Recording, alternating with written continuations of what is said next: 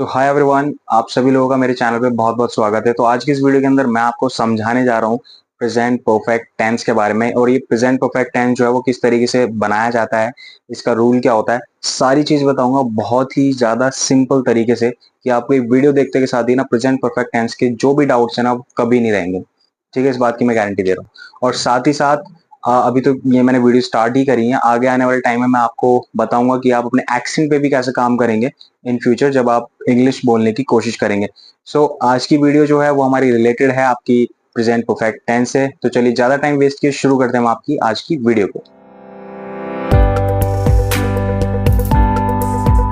तो देखो, सबसे पहले प्रेजेंट परफेक्ट टेंस होता क्या है वो हमें जानने की जरूरत है। प्रेजेंट में परफेक्ट टेंस का मतलब होता है कोई काम हुआ है, उसे हुए थोड़ा सा टाइम हो गया है।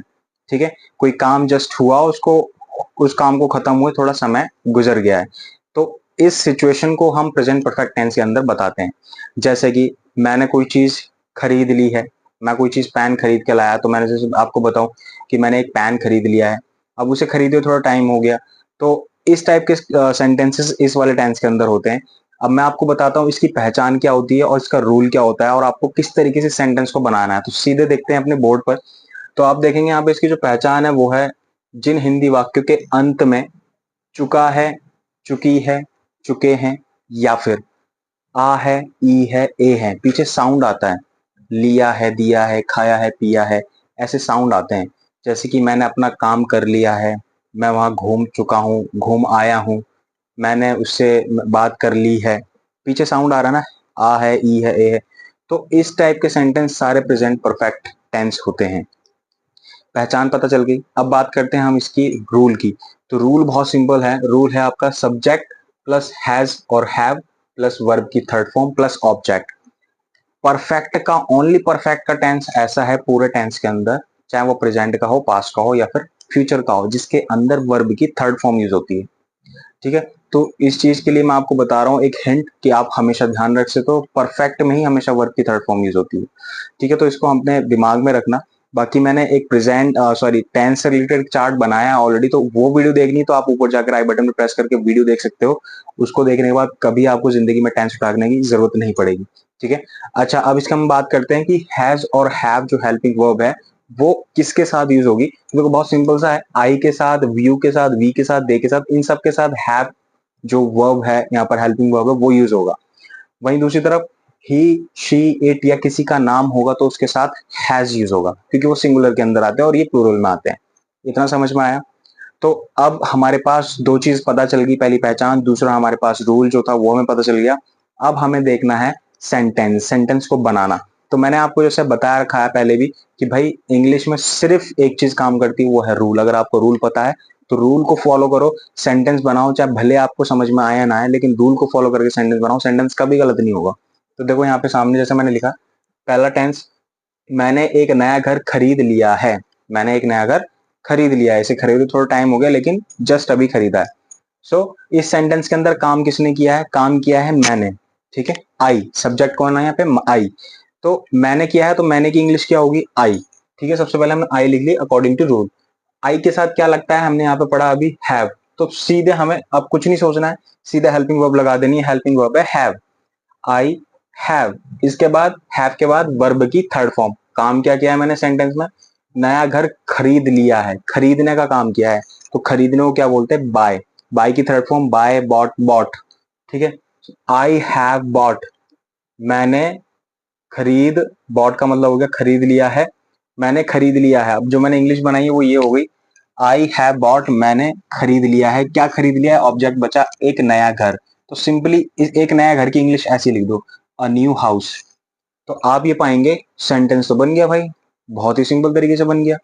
कुछ करा तो नहीं आपने, कुछ सोचा तो नहीं, बस आपने रूल को फॉलो करा और रूल को फॉलो करके आपने टेंस बनाया और बहुत ही परफेक्ट सेंटेंस बनाई। टेंस किसी भी कीमत पर गलत नहीं है। ठीक है, तो इसी तरीके से आपने प्रैक्टिस करनी, खुद से बनाने की कोशिश करनी है। और कोशिश करेंगे तभी आपका ये जो डाउट है ना बिल्कुल क्लियर हो जाएगा प्रेजेंट परफेक्ट टेंस का। सेकंड है, उसने मुझे माफ कर दिया है। मान लो बोलते हैं, अरे उसने मुझे माफ कर दिया, ठीक है, कोई नहीं, छोड़ो, हो गई बात, सो हो गई। तो ही, यहाँ पर अब काम किसने किया? किसने माफ किया? उसने किया। तो काम उसने किया ना, मैंने थोड़ी ना किया। तो उसने काम किया तो उसने को क्या बोलते हैं? ही। ये भी आपको पता होनी चाहिए टर्म्स जो इंग्लिश में वर्ड होते हैं, उसने, इसे, इनको क्या बोलते हैं।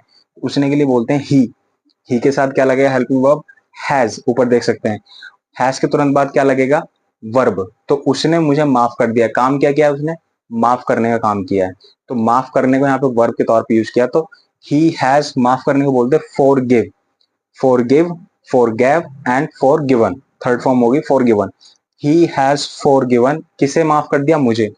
तो मुझे के लिए इंग्लिश होती है मी। अब देखो हम सेंटेंस कैसे बना रहे हैं, देखो ही, उसने, हैज फॉरगिवन, माफ कर दिया है, इतने का हो गया हैज फॉरगिवन।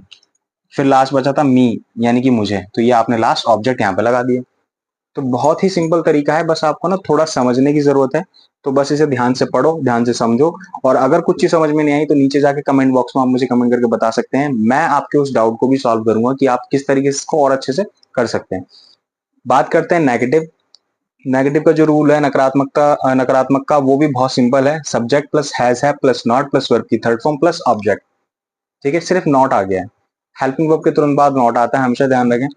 तो एग्जाम्पल के लिए हम पहले ले लें, उसने अपना इरादा नहीं बदला है। ठीक है, अभी भी उसने अपना इरादा नहीं बदला है भाई, उसने जो सोचा था वही है। सो काम किसने नहीं किया है, उसने। उसने, किसने अपना इरादा नहीं बदला, उसने। तो उसने की इंग्लिश होगी ही। ही के जस्ट तुरंत बाद क्या लगेगा, हैज, एम में से हैज, फिर तुरंत आ जाएगा नॉट। ये तो लगाना ही लगाना है। आपने जैसे सेंटेंस रिकॉग्नाइज किया, जैसे आपको पता लगा ये सेंटेंस है, देन उसके बाद रूल फॉलो किया और तुरंत बनानी है दो तीन चीजें। ही हैज नॉट, अब आती है वर्ब। क्या नहीं किया है उसने, इरादा नहीं बदला है। ही हैज नॉट, बदलने का यहाँ पर आएगा, बदलना वर्ब है, बदलना, इरादा नहीं, बदलना वर्ब है। तो he has not changed, changed. ठीक है, तो थर्ड फॉर्म चेंज हो जाएगी, he has not changed his intention. अब इसे हम अकॉर्डिंग टू रूल देखें तो देखो कुछ इस तरीके से है। उसने की इंग्लिश बनी ये, हैज नॉट चेंज, तो नहीं बदला है। ठीक है, हैज नॉट चेंज, नहीं बदला है अपना इरादा। तो ही के अकॉर्डिंग उसका क्या होगा, ही के अकॉर्डिंग उसका क्या हो गया, his. He has not change his, यानी कि अपना इरादा, मतलब इंटेंशन, उसने अपना इरादा नहीं बदला। ही के अकॉर्डिंग अपना होता है हिज, यू के अकॉर्डिंग अपना होता है योर, एंड जैसे वी होता है, वी के अकॉर्डिंग अपना हो गया आवर, अकॉर्डिंग देयर हो जाएगा। ठीक है, तो ये सब चीजें जो है ना, वो मैं आपको बताऊंगा कि किसके, मतलब इनको अपने के लिए, जैसे ही का हिज हो गया, शी का हर हो जाता है, दे का देयर हो जाता है, यू का योर हो जाता है, एंड वी का अवर हो जाता है। ठीक है, इस तरीके से चलता है। अच्छा, इसके बाद आता है नेक्स्ट, सेकंड है, उन्होंने अपना सपना पूरा नहीं किया है। उन्होंने अपना सपना पूरा नहीं किया, तो इसका टेंस कैसे बनेगा, they have not fulfil their dream. उनके अकॉर्डिंग उनका अपना क्या हो गया, देयर। ठीक है, तो ये मैं आपको बता देता हूँ कि किस तरीके से काम करता है। देखो बहुत सिंपल है, यहाँ पे लिख देता हूँ। जैसे ही है, ही के अकॉर्डिंग उसका अपना हो गया हिज। शी है तो शी के अकॉर्डिंग बन गया उसका हर। दे है तो दे के अकॉर्डिंग देयर। वी है तो वी के अकॉर्डिंग आवर। ठीक है, एंड इसके बाद और क्या बचा, यू का है तो यू का योर। तो ये तो हो गया, ये सारे मतलब है अपने के। अगर जब भी हमें किसी को बोलना हो कि उसने अपना ये नहीं किया है या उसने अपना ऐसा कर दिया है, तो उसमें अपने के लिए अकॉर्डिंग अगर सब्जेक्ट ये है तो बीच में अपने के लिए ये वाली इंग्लिश लगेगी। जैसे ही के अकॉर्डिंग हिज लगेगा, शी के अकॉर्डिंग हर लगेगा, दे के अकॉर्डिंग देयर, वी के अकॉर्डिंग अवर, एंड यू के अकॉर्डिंग योर। ठीक है, तो अब इसके बाद चलते हैं हम इंटेरोगेटिव सेंटेंस की तरफ, इंटेरोगेटिव के रूल की तरफ, जो कि बहुत सिंपल है। इसमें सिर्फ हेल्पिंग वर्ब आगे आएगी, सब्जेक्ट पीछे जाएगा और लास्ट में क्वेश्चन मार्क ऐड होगा रूल के अंदर। तो इंटेरोगेटिव का आप रूल दे सकते हैं यहाँ पर, has, have plus subject plus verb की third form plus object plus question mark. ठीक है, अब इस रूल को फॉलो करते हुए हम सेंटेंस बनाएंगे और देखेंगे किस तरीके से सेंटेंस बनते हैं। देखो मैंने बहुत ज्यादा बड़े बड़े सेंटेंस नहीं बनाए, बहुत सिंपल से छोटे सेंटेंस बनाए ताकि आपको पढ़ने में कोई दिक्कत ना हो, आपको बनाने में दिक्कत ना हो, क्योंकि अभी आपका स्टार्टिंग लेवल है तो अभी इसलिए इजी ठीक है। बनाने को मैं यहाँ पे बहुत बड़े बड़े टेंस बना सकता था, बट उससे कुछ फायदा है नहीं। तो चलिए हम कोशिश करते हैं कि किस तरीके से हम इन्हें बनाएंगे और आप भी इस तरीके से प्रैक्टिस करना। तो जैसे पहला हो गया, क्या तुमने उसे इस बारे में बता दिया है, क्या तुमने इसे इस बारे में बता दिया है। तो काम किसने किया है, तुमने। कोई आपसे पूछ रहा है क्या तुमने उसे इस बारे में बता दिया है, तो काम किसकी उम्मीद कर रहा है, कौन काम करने की यहाँ पर एक्सपेक्टेशन किसकी हो रही। जैसे मैं आपसे पूछ रही हूँ क्या तुमने उसे बता दिया है, तो यहाँ पर काम किसने किया है, तुमने किया है ना।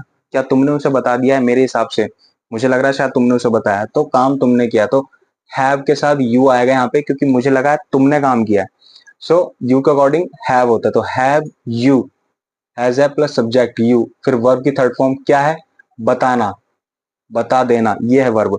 सो हैव यू टोल्ड, अब किसे, उसे, हिम, अबाउट दिस। देखो बहुत सिंपल सा है, बहुत आराम से सेंटेंस बनते हैं, बस आपको पता होनी चाहिए। सो हैव यू टोल्ड, यहां तक हम देखते हैं, तो दिया है मतलब बता दिया है, तो ये तो इसमें कन्वर्ट हो गया, एंड तुमने के लिए ये वाली, ये तुमने के लिए यू हो गया, तो ये तुमने बता दिया है, हैव यू टोल्ड, ये इतनी की इंग्लिश होगी। अब क्या बचा, उसे इस बारे में, तो उसे के लिए क्या होता है, हिम, तो टोल्ड के तुरंत बाद हमें हिम लगाना है, told him, told about this, him नहीं आएगा, अगर ऐसा कर दिया तो उल्टा हो जाएगा। देखो ना सीधा, हैव यू टोल्ड, क्या तुमने बता दिया है, क्या बता दिया है, सेंटेंस देखो, क्या तुमने उसे, तुमने के साथ उसे आ रहा है, तो सिंपल सी बात है, हैव यू टोल्ड हिम आएगा यहाँ पर। लॉजिक ये करता है कि ऑब्जेक्ट में ना, मैंने वही कहा, ऑब्जेक्ट में कई बार सेंटेंस बहुत बड़ा बच जाता, तो ये नहीं उल्टा सीधा आप रख दो उठा करके, आपको सेंस लगाना है कि स्टोरी निकल रही है सही या नहीं, ये नहीं आप कुछ भी उल्टा सीधा उठा कर रख दो। So have you told him, उसे, अबाउट दिस, इस बारे में, क्या आपने उसे इस बारे में बता दिया है। ठीक है, सेकंड बनना था, सेकंड सेंटेंस, क्या उसने तुम्हें थप्पड़ मारा है, क्या उसने तुम्हें थप्पड़ मारा है, सच में बताना मुझे किसने मारा है, तो इस वाले सेंस में, क्या उसने तुम्हें थप्पड़ मारा, तो उसने के लिए काम उसने किया है ना, तो हैज ही, उसने के लिए ही आएगा, हैज ही स्लैप्ड यू, क्या उसने तुम्हें थप्पड़ मारा है, हैज ही स्लैप्ड यू। तो वहां पे आप देख सकते हो, उसने के लिए ही हो गया, हैज, यहाँ पर है चुका है, चुकी वाला हेल्पिंग वर्ब, इसलिए ये आ गया। अब थप्पड़ मारने के लिए स्लैप्ड, अब किसे, यू, तुम्हें, हैज ही स्लैप्ड यू, बहुत सिंपल तरीके से हमने सेंटेंस बना दिया। अब आता है डब्ल्यूएच फैमिली, तो डब्ल्यूएच फैमिली के अंदर क्या है, बेसिकली डब्ल्यूएच फैमिली बहुत सिंपल है, अगर आपने इंटरोगेटिव पढ़ लिया तो डब्ल्यूएच फैमिली बहुत ईजी है। सिर्फ डब्ल्यूएच फैमिली वर्ड आएगा आगे, हैज है प्लस सब्जेक्ट प्लस वर्ब की third form plus object plus question mark.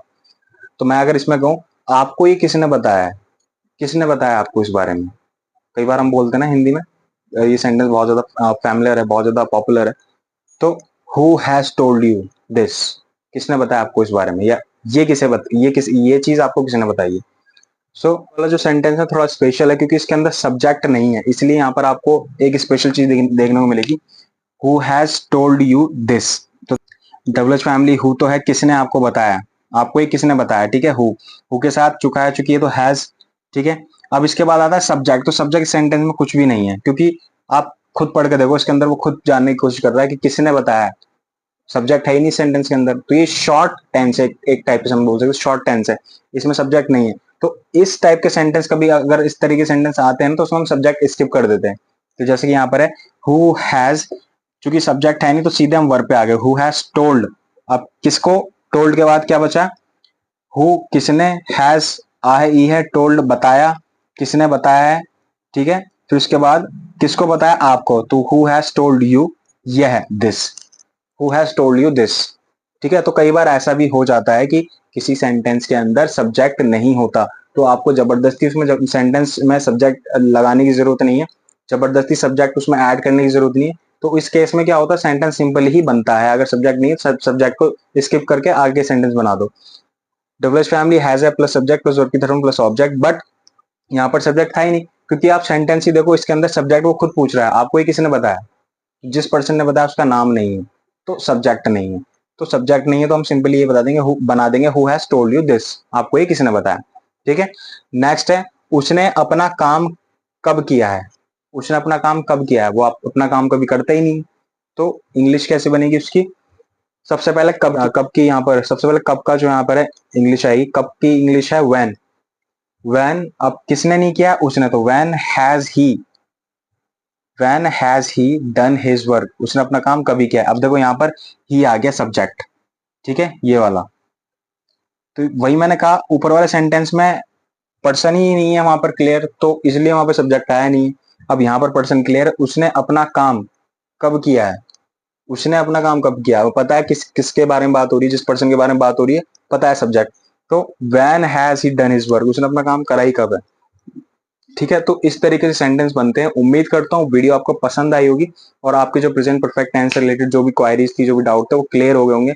इसके बाद प्रेजेंट परफेक्ट के अंदर एक स्पेशल टर्म और आता है, और उसके लिए मैं अलग से वीडियो बना रहा हूँ, क्योंकि वीडियो काफी लंबी हो जाती।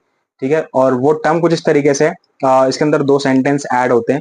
जैसे कि एग्जाम्पल दूं, डॉक्टर के आने से पहले मरीज मर चुका है, शायद आपने सुना होगा। तो ये वाले सेंटेंस जो है, इसके लिए मैं एक अलग से वीडियो बनाऊंगा, और उस वीडियो का जो लिंक है वो डिस्क्रिप्शन में डाल दूंगा, ताकि आप इस वीडियो को देखने के बाद उस वीडियो को भी देख करके वो सेंटेंस भी सीख सकें। ठीक है। तो आज की वीडियो में मेरी तरफ से सिर्फ इतना ही था। उम्मीद करता हूँ वीडियो पसंद आई हो। वीडियो पसंद आई तो वीडियो को लाइक जरूर कर दीजिएगा, चैनल को सब्सक्राइब जरूर कर लीजिएगा, ताकि इसी तरह की वीडियो नोटिफिकेशन सबसे पहले आप तक पहुंचती रहे। और इस चैनल को ज्यादा से ज्यादा अपने दोस्तों के साथ, फ्रेंड्स के साथ, और अपने बच्चों के साथ शेयर करिएगा जो इंग्लिश सीखना चाहता है, क्योंकि यहाँ पर मैं आपको बिल्कुल स्टार्टिंग से जीरो से लेकर के हीरो तक की इंग्लिश पढ़ाऊंगा, और वो भी बिल्कुल फ्री। ठीक है। तो मिलते हैं अपनी नेक्स्ट वीडियो में इसी तरह के कुछ इंटरेस्टिंग टॉपिक और इसी तरह की इंटरेस्टिंग वीडियोस के साथ। तब तक के लिए आप पढ़ते रहिए इंग्लिश, सीखते रहिए इंग्लिश, और इंजॉय करते रहिए इंग्लिश।